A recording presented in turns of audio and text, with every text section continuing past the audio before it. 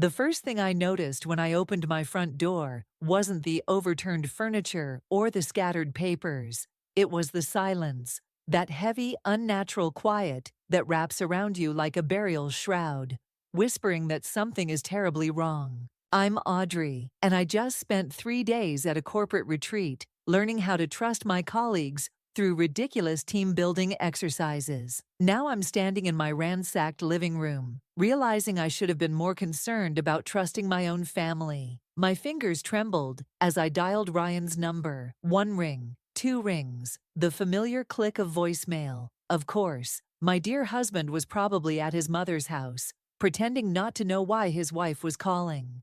Ryan, someone broke into the house. The safe is open. Call me back immediately. I walked through the debris of my violated home, cataloging the damage. Photo frames face down, drawers pulled out and emptied, couch cushions slashed open. But they hadn't been looking for money or jewelry. No, this was personal. They went straight for what mattered most. My grandmother's letters, the only pieces I had left of her. My phone buzzed. Not Ryan. Evan from work. "How was the drive back?" he asked. "Someone broke into my house." My voice cracked. "The safe, they knew the combination, Evan." "Jesus, are you okay? Do you need me to come over?" "No, I know exactly who did this." I kicked aside a torn magazine. "Helen's fingerprints are all over this mess. She's been trying to get those letters for months."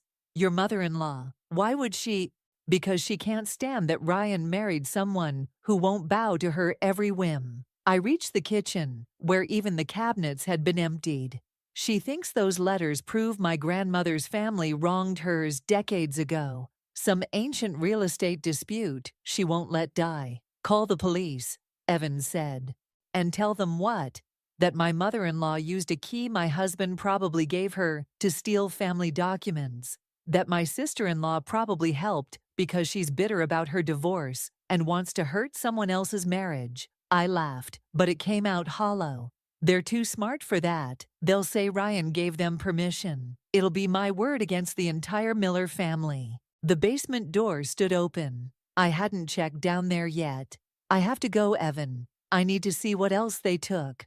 "Audrey, wait." I hung up and descended the stairs, each step creaking under my feet. The basement light flickered on, revealing more chaos. But something caught my eye. A small piece of paper trapped under a fallen box. I pulled it free. It was a receipt from the hardware store 3 days ago for a duplicate key. My phone buzzed again. "Ryan, where are you?" I asked before he could speak. "At Mom's." "Listen, Audrey, I can explain." "Did you give her a key?" Silence. Then, "She said she just wanted to look for some old family photos while you were away." I didn't think. You never do think when it comes to her, do you? I crushed the receipt in my fist. Those letters were all I had left of my grandmother, Ryan, the only things that were truly mine. "We can talk about this when I get home." "No." The word came out sharp enough to cut. "We'll talk about this in front of everyone. I'm coming over there right now. And Ryan, tell your mother to prepare for war." I ended the call and stood in my destroyed basement, surrounded by the wreckage of trust. They thought they could break me, make me submit to their control, like everyone else in their lives. But they had no idea what they'd just started. Sometimes the most dangerous opponent isn't the one who strikes first. It's the one who knows how to strike back harder. Helen's pristine living room made my skin crawl.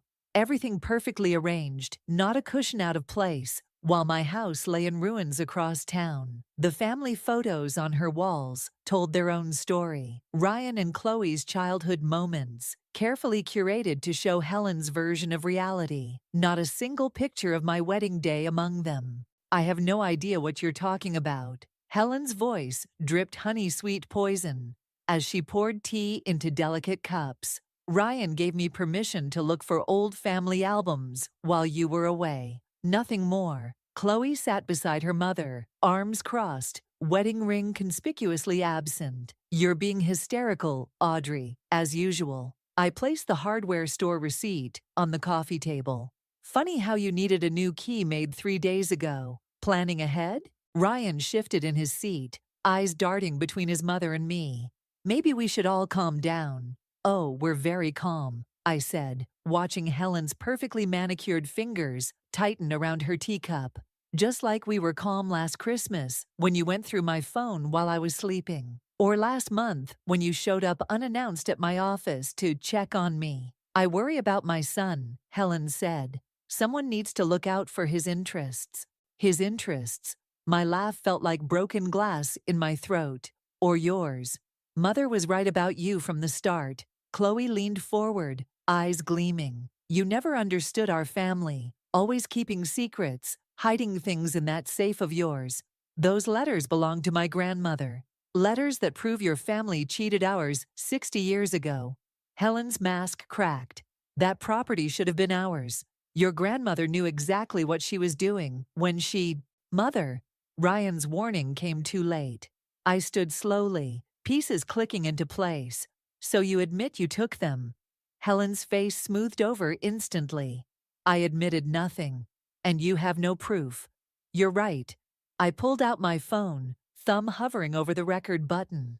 But I will. Ryan, are you coming home or staying here? He looked at his mother, then at me. Always torn, always choosing the path of least resistance. I think maybe we all need space to cool off. Wrong answer. I headed for the door, pausing to look back at Helen. You know what's funny? Those letters you stole? They're not even the originals. Just copies I kept as decoys. Grandmother taught me well. Always keep what matters most, where manipulative people can't reach it. Helen's teacup clattered against its saucer. You're lying. Am I? Guess you'll have to wonder about that, along with what else I might have hidden away. I met Ryan's eyes. Don't bother coming home tonight, or maybe ever. Audrey, wait. He started to rise, but Chloe grabbed his arm. Let her go, she said. She's just trying to manipulate you, like always. I closed the door on Helen's perfectly ordered world and walked to my car. My hands shook as I gripped the steering wheel, but not from fear. The originals were safe, just as I'd said, locked away in a safety deposit box since the day I married Ryan, and saw the hunger in Helen's eyes when grandmother's letters were mentioned at the wedding. My phone buzzed. Evan again. How bad was it? He asked. They took the bait. Helen practically confessed. I started the engine. But I need your help with something else. Remember that security system you installed at your lake house? The one with the hidden cameras. Yeah, why? Because I'm done playing defense. They want to go through my things? Let's make sure we catch them in the act next time. I pulled away from Helen's house, watching it shrink in my rearview mirror. And Evan, thank you for being the one person in my life who actually listens. Always. But Audrey, just be careful. People like that, they're most dangerous when they're cornered. I ended the call, mind already racing with plans. Helen thought she knew everything about me, had me all figured out. But she'd forgotten one crucial detail. I'd spent 3 years watching her manipulate everyone around her. I'd learned from the best. And now it was time to put those lessons to use. The coffee shop across from Helen's favorite salon wasn't my usual spot, but it gave me a perfect view. I'd been watching for 2 hours when Evan slid into the seat across from me, pushing a fresh cup toward my hands. The cameras are set up, he said. Motion sensors, night vision, everything feeding directly to your phone. But are you sure about this? I nodded toward the salon's window, where Helen and Chloe sat getting their weekly manicures. Listen. I pressed play on my phone, their voices crystal clear through the bug I'd planted in Helen's purse during our confrontation. We need those original letters, Helen was saying. That safety deposit box has to be at her bank downtown. Ryan says she's been going through their financial records, Chloe replied, probably planning to divorce him and take everything. Over my dead body, I didn't spend 30 years building this family's reputation to have her destroy it. We're going back to the house tomorrow while she's at work.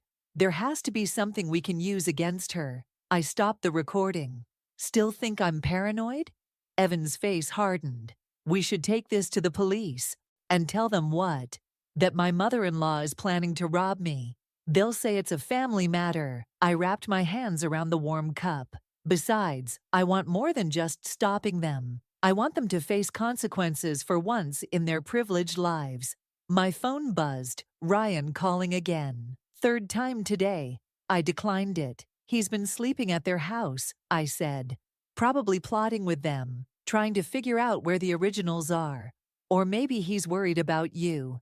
Then he should have worried before giving them a key to our house. The coffee turned bitter in my mouth before choosing them over me. Again. A text from Ryan. Please come home. We need to talk. Home, I muttered.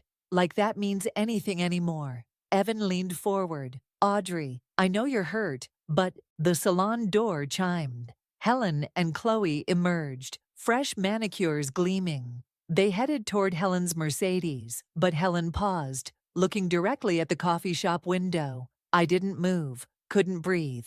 Her lips curved into that knowing smile I'd grown to hate. She knew I was watching. Time to go, I said, standing abruptly. They'll be at my house tomorrow at 10, according to their usual schedule. That's when we'll catch them. Evan raised an eyebrow. I thought you wanted to handle this yourself. I do, but I gathered my things, hands shaking slightly. I can't face them alone anymore. I need someone in my corner. Always. He touched my arm gently. Just promise me something. Don't let revenge consume you. I've seen what it does to people. I watched Helen's car pull away, remembering the day she'd first shown her true colors. Our wedding reception, when she'd cornered me in the bathroom. You'll never be good enough for this family, she'd said. One day, Ryan will realize that.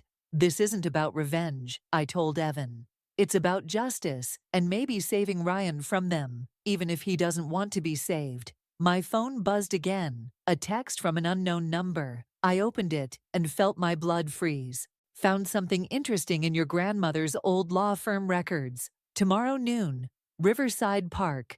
Come alone, or Ryan learns everything about the Anderson case. Evan noticed my expression. What's wrong? I closed the message, mind racing. The Anderson case, my grandmother's biggest regret, the secret she'd taken to her grave. The real reason Helen hated our family. Nothing, I lied, forcing a smile. Just work stuff. I should go prepare for tomorrow. But as I walked to my car, Helen's words from 3 years ago echoed in my head. One day Ryan will realize that. Maybe she was right. Maybe tomorrow he would. And maybe it was time he did. Riverside Park looked different at noon. Colder somehow. I sat on a bench, clutching a manila envelope. Ammunition for whatever game Helen was playing. The Anderson case, files my grandmother had sealed away decades ago. Now a weapon in my hands. A shadow fell across my lap. Not Helen. Ryan? My voice cracked. What are you? Mother told me everything. He sat beside me, leaving careful space between us.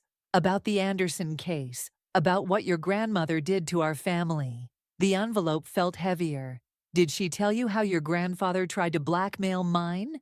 How he threatened to destroy their law firm unless they gave him that property? That's not... He stopped, rubbing his face. She said you'd try to twist things. Like she twisted you. I turned to face him. When did you give her the safe combination, Ryan? His silence was answer enough. The day after our wedding, I continued. When she convinced you I was hiding something. That's why you've been checking our bank statements, right? Looking for evidence I'm stealing from you? I was protecting our family. Our family. The laugh that escaped me didn't sound like my voice. There is no our family. There's only ever been yours. My phone buzzed. Evan texting about the cameras he'd installed. Everything was ready for tomorrow's trap. But suddenly, it all felt hollow. She's using you, I said softly. She always has. And you let her because it's easier than standing up to her. You don't understand. I understand perfectly. I stood, dropping the envelope in his lap. Here, the precious Anderson case files. Proof that your grandfather was the one who committed fraud, not mine. Proof that your mother's been lying all these years. He stared at the envelope. How did you get them? From my grandmother's old partner. Turns out he's been waiting years for someone to finally expose the truth. I stepped back. But you know what? Keep them. Burn them. Give them to Helen. I don't care anymore. Audrey, wait. I filed for divorce yesterday. The words hung between us like shattered glass. Ryan's face went pale. You what? Check your email. The papers should arrive today. My hands were steady now. I'm done being the villain in Helen's story. Done watching you choose them over me. Done pretending we have a marriage worth saving. He stood, reaching for me. We can fix this. I'll talk to Mother. That's exactly the problem. I moved away from his touch. Your first instinct is still to run to her. It always will be. My phone buzzed again. Helen this time. Where are you? We had a deal. I typed back, deals changed. Ask Ryan about the files. You can't just throw away 3 years of marriage, Ryan said. You already did that when you gave them the key to our house. I started walking away, then paused. You know what the saddest part is? I actually thought I could save you from them, but you don't want to be saved. Audrey. Goodbye, Ryan. I walked through the park, past the spot where he proposed, past the bench where we used to have Sunday picnics. My phone kept buzzing. Helen, Ryan, even Chloe. I silenced them all. Only Evan's message got through. Cameras are live. You still want to go through with tomorrow's plan? I stopped at the park exit, looking back one last time. Ryan stood where I'd left him, envelope clutched in his hands, looking lost. For a moment, my resolve wavered. Then I remembered the ransacked house, the violated safe, 3 years of subtle manipulation and gaslighting. Yes, I texted back, but change of plans. I don't just want to catch them in the act anymore. What do you want? I watched Ryan pull out his phone, probably calling Helen, always running back to Mother. I want to destroy them, I typed, all of them. Because sometimes the only way to save yourself is to burn everything to the ground and start over. The security camera feed flickered on my laptop screen as I sat in my car across the street. 10 minutes until Helen's usual Thursday morning intrusion. Evan's sophisticated setup captured every angle of my house. Front door, back door, even the garden path Helen loved to criticize. You don't have to watch this, Evan said from the passenger seat. We can just let the cameras record. I need to see it. My knuckles whitened around my coffee cup. Need to know exactly how they do it. Right on schedule, Helen's Mercedes glided to a stop in front of my house. She stepped out, perfectly coiffed as always, followed by Chloe. But then a third door opened. Ryan. The coffee cup crumpled in my grip. He's helping them. They approached the front door, Ryan glancing nervously over his shoulder. Helen said something, gesturing impatiently. He pulled out a key, not the copy, but his original. Jesus, Evan muttered. Audrey, maybe we should… Wait, I grabbed his arm as a fourth figure emerged from Helen's car. Who is that? The man in the expensive suit walked with authority, carrying a briefcase. He looked familiar somehow. That's James Morton, Evan said. Helen's lawyer. I've seen him at charity events. The group disappeared inside my house. I switched between camera views, watching them move through rooms with disturbing familiarity. Helen directed them like a general commanding troops. The study, she was saying, voice clear through the hidden microphones. Those Anderson files have to be here somewhere. Mother, she said she gave them to me, Ryan protested weakly. Copies, obviously. You think your wife would give up her only leverage? Search everything. I watched them tear through my home again, but this time was different. This time, I saw Ryan's hands shaking as he opened drawers, saw Chloe's satisfied smirk as she knocked books off shelves, saw Helen's mask slip when she thought no one was watching, revealing raw desperation beneath. The safe, Morton said suddenly. Did you check behind it? My breath caught.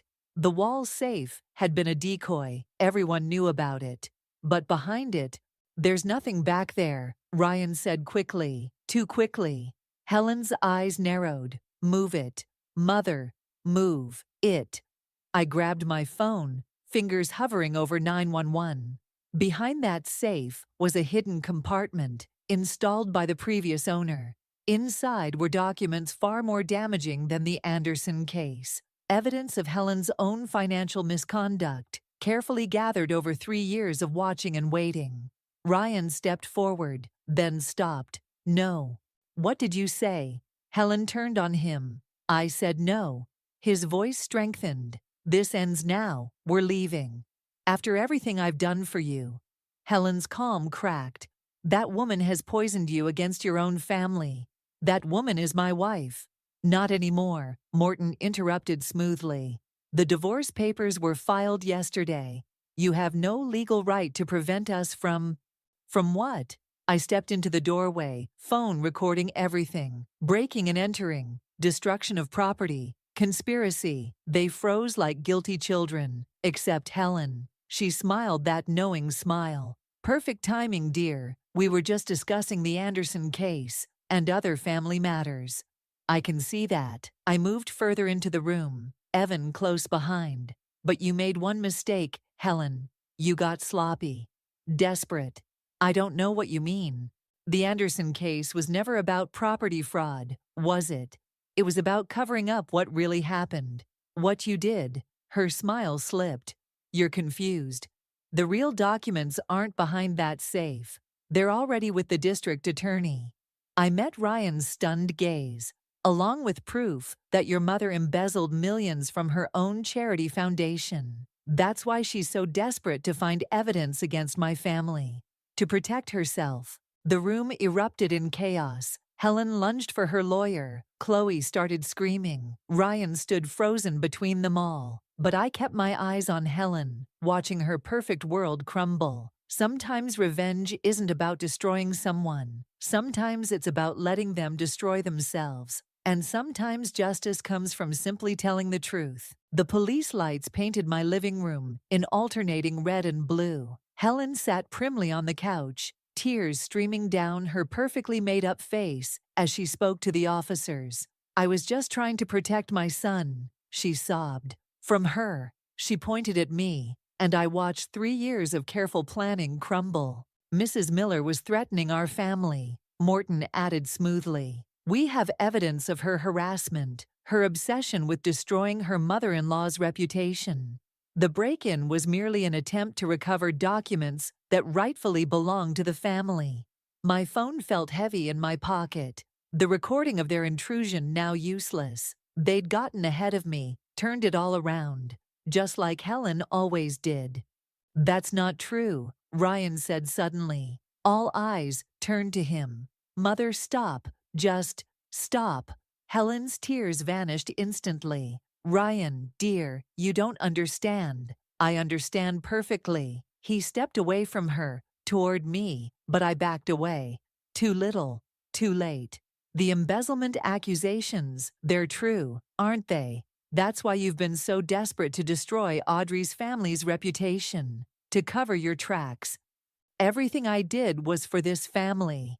Helen's mask shattered completely. That money secured your future, your sister's future, and she jabbed a finger at me, threatened to ruin everything.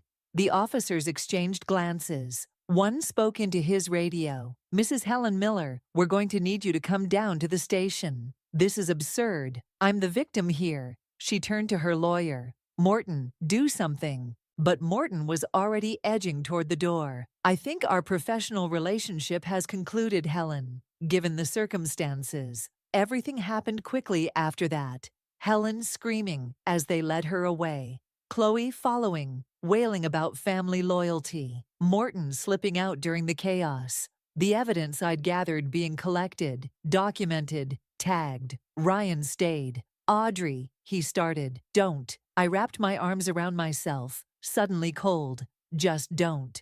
I didn't know about the charity money, about any of it, I swear. But you knew about the break-ins, the harassment, the lies.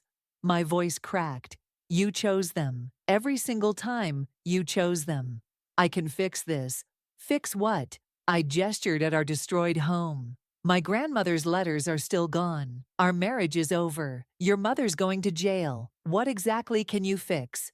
Evan appeared in the doorway. Audrey, the detective needs your statement. I moved to follow him, but Ryan caught my arm. I love you, he said desperately. Isn't that worth something? I looked at his hand on my arm. remembering every touch, every promise, every moment I'd thought we were building something real. Then I remembered watching him help them break into our home, watching him choose his mother's lies over my truth one last time. Love without trust isn't love, I said quietly.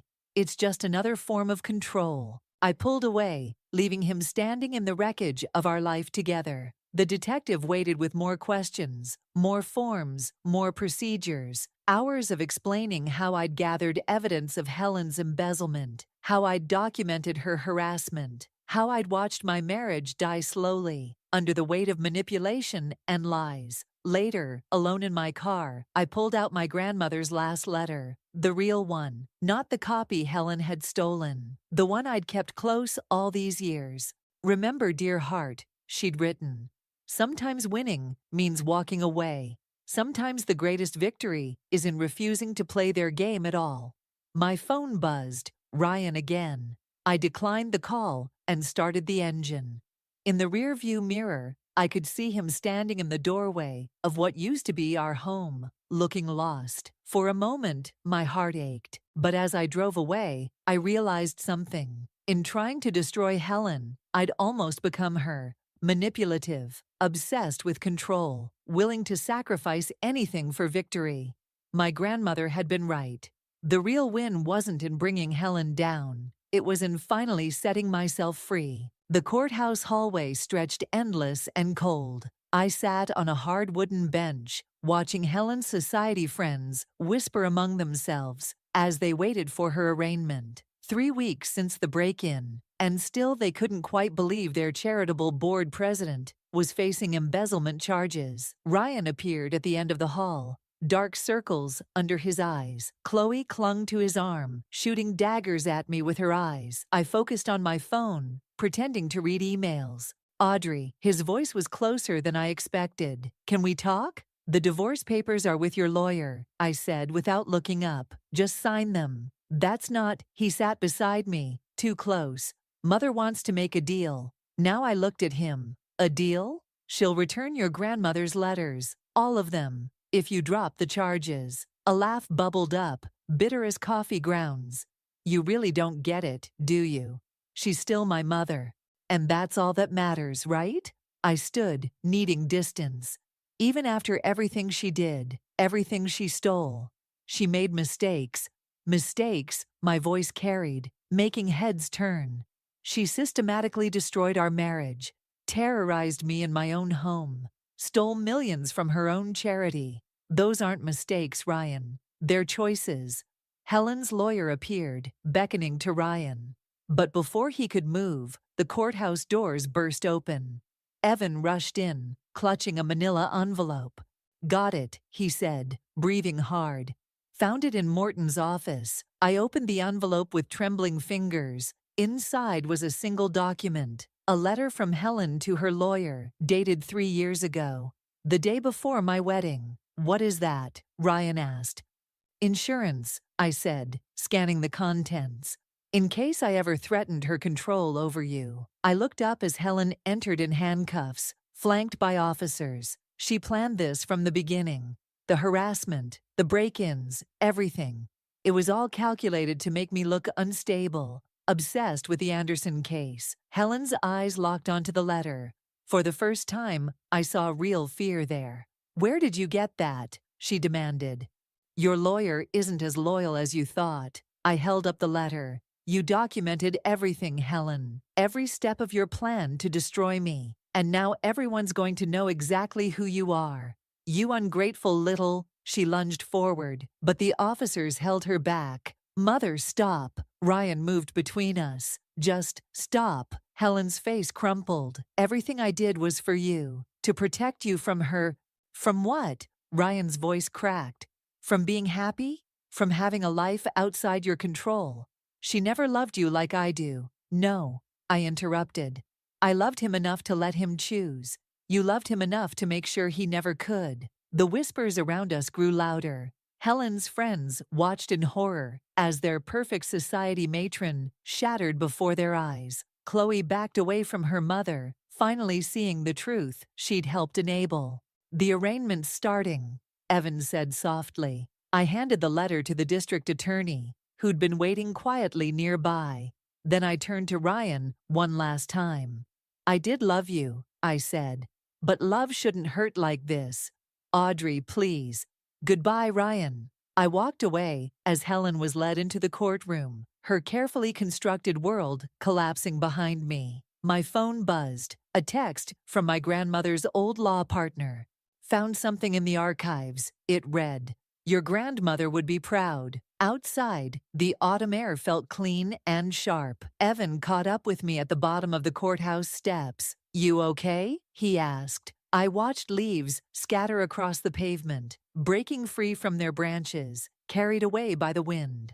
"No," I said honestly, "but I will be. Because sometimes winning isn't about destroying your enemies. Sometimes it's about refusing to let them destroy you. And sometimes the greatest revenge is simply walking away, head held high, leaving them to face the consequences of their own choices." The last box from my old life sat unopened on my new apartment floor. Through the window, downtown lights glittered like scattered stars, so different from the suburban darkness I'd left behind. My phone lit up, Evan's text about Helen's sentencing. 5 years for embezzlement. The society pages were already buzzing with scandal. Her carefully crafted reputation shattered like a dropped teacup. A knock at the door made me freeze. I knew that pattern. 3 quick taps, 1 slow. Ryan stood in the hallway, holding a familiar leather-bound bundle. "Grandmother's letters," I said, throat tight. "Found them in Mother's study while cleaning out the house." He held them out like a peace offering. "They were always yours." I took the bundle, fingers tracing the worn edges. "How is she?" "Angry. Bitter." He shrugged. "Chloe's in therapy. Says she's starting to understand some things about our family. And you?" "Learning to stand on my own." He glanced past me into the apartment. "You're painting." An easel stood by the window, canvas half covered in bold strokes of red and gold, something I discovered by accident, a way to pour out everything words couldn't express. "It helps," I said simply. "Audrey, I don't." I stepped back, creating distance. "We both know why it ended." "I know, He pulled out an envelope. "The signed divorce papers. And something else you should see." Inside was a newspaper clipping from 30 years ago. A small article about a young Helen Miller, before she married into money, desperately trying to prove herself worthy of high society. "She was always afraid," Ryan said quietly, "of losing control, of being exposed as not good enough. I'm not excusing what she did, but I understand it now. Understanding doesn't make it right. No, but it helps me not become her." A siren wailed somewhere in the city below. In my old life, I would have flinched at the noise. Now it felt like a reminder. Life goes on, changes, transforms. "I never wanted revenge," I said, surprising myself with the truth of it. "I just wanted to be free." "I know, that's why you won." He turned to leave, then paused. "The painting, it's beautiful." After he left, I opened the bundle of letters. My grandmother's words flowed across the pages, telling stories of strength, of standing up to bullies, of choosing integrity over revenge. But one passage caught my eye, written just before she died. "Remember, dear heart, some people will try to dim your light because they fear their own darkness. Your power lies not in fighting them, but in continuing to shine." I picked up my brush, adding touches of blue to the canvas. Not everything needed resolution. Not every story needed a neat ending. Sometimes victory wasn't in destroying your enemies, or even forgiving them. Sometimes it was in discovering who you really were without them. My phone buzzed again. Evan inviting me to dinner. Not a date, not yet, but maybe someday. For now, friendship was enough. For now, I had my freedom, my truth, my art. The city lights flickered, casting shadows that danced across my canvas. In my old life, I would have seen threats in those shadows. Now I saw possibilities, patterns, stories waiting to be told. I picked up another brush. The night was young, the canvas was waiting. And for the first time in years, I felt truly, completely free. Not because I'd won, not because Helen lost, but because I'd finally learned the difference between revenge and liberation. And in that difference, I found myself.